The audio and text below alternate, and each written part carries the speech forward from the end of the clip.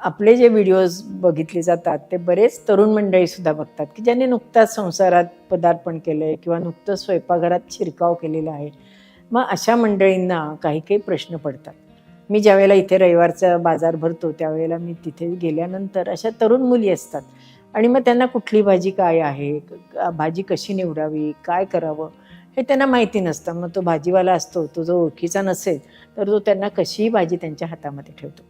त्यामुळे मला असं लक्षात आलं किंवा मला असं वाटलं की हा व्हिडिओ करणंसुद्धा अत्यंत आवश्यक आहे की भाजी विकत घ्यायची कशी आणि भाजी घरामध्ये ठेवायची कशी.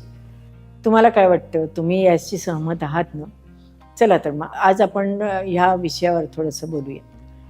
आता फळभाजी म्हटली तर फळभाज्या कुठल्या आहेत? वांगी आहे, बटाटा आहे, कांदा, लसूण हे सगळे फळभाज्यांमध्ये येतात. वेलावर येतात त्याला वेलवर्गीय भाजी म्हणतात. ज्या पानाच्या स्वरूपात असतात त्याला पालेभाजी म्हणतात. ज्या शेंगा स्वरूपात असतात त्यांना शेंगाची भाजी म्हणतात.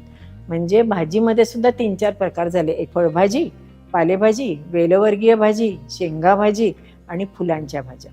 अजूनही बरेच आहेत पण मुख्य जे आहेत ते मी तुम्हाला आता सांगितलं. आता पहिल्यांदा आपण फळभाजींबद्दल बोलूया. फळभाजींमध्ये वांगी, बटाटा, कांदा हे सगळ्या भाज्या येतात. काही यातल्या भाज्या असतात त्या जमिनीखाली येतात, काही भाज्या छोट्या छोट्या झाडांवर येतात.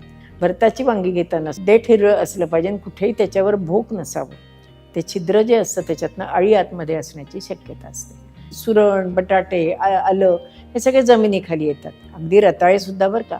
अशा भाज्या आपल्याला 2-3 पाण्याने स्वच्छ धुवून घ्याव्या लागतात आणि मुख्य म्हणजे खडे मीठ जर असेल तर मिठाने जर त्या घासल्या ना तर त्याच्यावर असलेले जंतू आणि मातीसुद्धा पटकन निघते.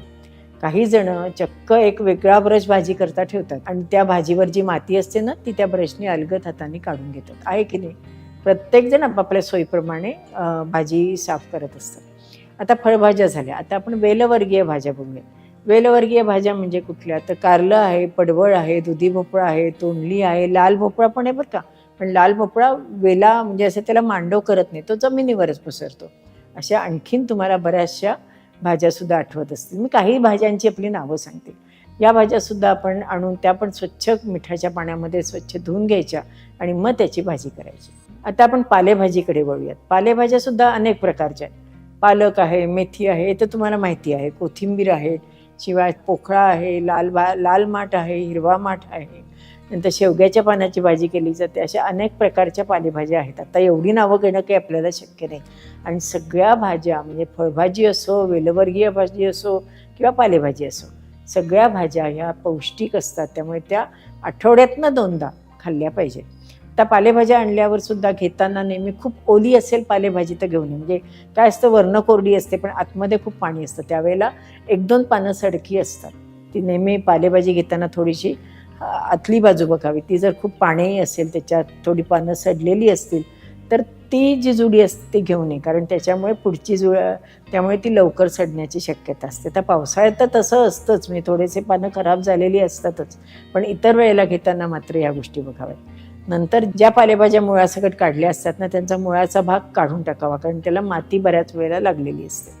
आणि अशा पालेभाज्या आणल्यानंतर त्या आपण निवडून घ्याव्यात. त्या निवडून घ्याव्यात असं मी कारण म्हणते, कारण काही काही वेळेला पालेभाज्यांमध्ये बारीक आळ्या किंवा अगदी बारीक बारीक किडेसुद्धा असण्याची शक्यता असते. आणि त्या जर अशाच्या अशा आणल्या, त्याचे आपण मुळं कापली आणि पिशव्यांमध्ये घालून जर फ्रीजमध्ये ठेवले तर असे इन्सिडेंट किंवा ॲक्सिडेंट झालेले आहेत की त्याच्यातनं अगदी सांगू नये पण सापाचं पिल्लू बाहेर निघालं होतं आणि ते फ्रीजमध्ये होतं.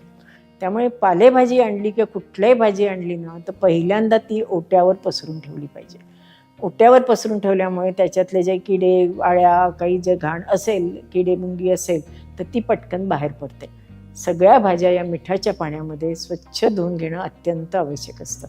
त्याच्यात तुरटी घातली तर उत्तमच. त्यामुळे त्या भाज्या निर्जंतुक पण थोड्याफार प्रमाणात होतात आणि मिठामुळे त्याच्यातली कीड वगैरे असेल ती सगळी निघून जाते.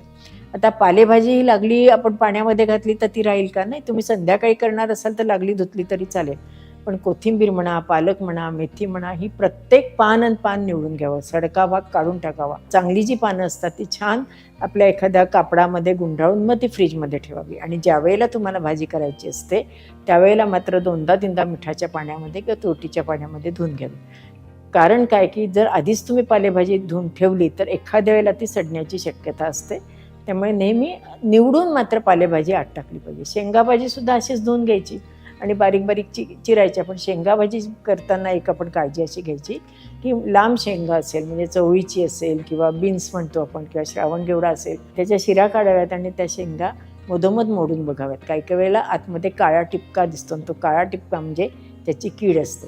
आपल्या जर लक्षात नाही आलं तर आपण एक मागचं पुढचं देठं काढून घेतो पटकन सुरीवर, किंवा आम्हाला विळीची सवय, विळीवर ते 2 भाग करतो आणि भरा चिरायला घेतो. परंतु असं कधीही करू नये. कुठलीही भाजी घेताना, फळभाजी, शेंगाभाजी, वेलवर्गीय भाजी घेताना त्याचं जे वरचं आवरण असतं ते तकतकीत छान असलं पाहिजे. त्याचं देठ असतं ते हिरवगार असलं पाहिजे आणि मुख्य म्हणजे त्याच्यावर कुठे भोक नसावं. आता ह्याच्यामध्ये मुख्य फ्लॉवर राहिला बरं का. फ्लॉवर घेताना तो पिवळ्या रंगाचा असू नये. जास्त पाणी झालं किंवा जास्त पाऊस झाला तर किंवा ऊन जास्त झालं तर फ्लॉवर पिवळा होतो, हे मला मान्य आहे. परंतु फ्लॉवरसुद्धा बघताना तो आत असं थोडासा ओपन करून हाताने बघावा. त्याच्या आतमध्ये आळ्या असतील तर त्या लागले आपल्याला डोळ्यात दिसतात. आणि मुख्य म्हणजे सडका फ्लॉवर जर आतमधनं सडत असेल तर तोही आपल्याला दिसतो. फ्लॉवर आणि कोबी घेताना त्याचं जे देठ असतं ते बघावं. ते पांढरं स्वच्छ असावं, पिवळं झालेलं नसावं. तशीच कोबीची सुद्धा वरची पानं पिवळी झालेली नसावीत, नाहीतर ती कोबी शीळ असण्याची शक्यता असते. कोबीसुद्धा हिरवीगार पानं असावी, वजनाला जड असावी. शेवग्याच्या शेंगाबद्दल सांगायचं राहिलं की शेवग्याच्या शेंगासुद्धा आपण सांबारमध्ये, आमटीमध्ये घालायला घेतो.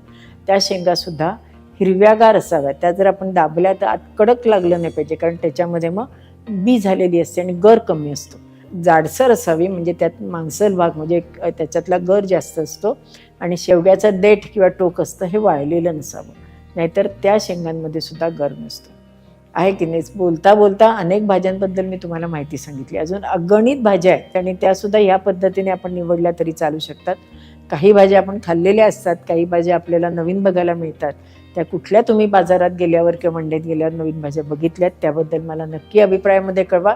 आपण त्याच्यावरच्या छान छान रेसिपी आणि पदार्थ करूयात. आणि एक सांगायचं राहिलं, आपलं मेजवानी बुक आहे ना, त्याच्यामध्ये अशा अगणित भाज्यांचे प्रकार दिलेत आणि त्याच्यात मुख्य असे भाग केलेत. शेंगा भाजी, पालेभाजी, फळभाजी असे भाग केलेले. त्यामुळे तुम्हाला त्याच्यात खूप भाज्या मिळतील, खूप माहिती मिळेल आणि अतिशय उत्तम असं हे पुस्तक आहे. प्रत्येक घरात हे सुद्धा पुस्तक असावं असं मला वाटतं. आणि हे एका पिढीकरता उपयोग नाही बरं का, हे तुमच्या पुढच्या 10 पिढीकरता सुद्धा या पुस्तकाचा तुम्हाला नक्की उपयोग होईल. तुम्हाला जर हे पुस्तक ऑर्डर करायचं असेल तर त्याची माहिती डिस्क्रिप्शन बॉक्समध्ये दिली आहे. नक्की ती बघा आणि पुस्तक ऑर्डर करा. आणि अनुराधा चॅनलला लाईक करा, शेअर करा आणि सबस्क्राईब करा, कारण अनुराधा चॅनल हे लहानांपासून मोठ्यांपर्यंत सगळ्यांसाठी आहे. धन्यवाद.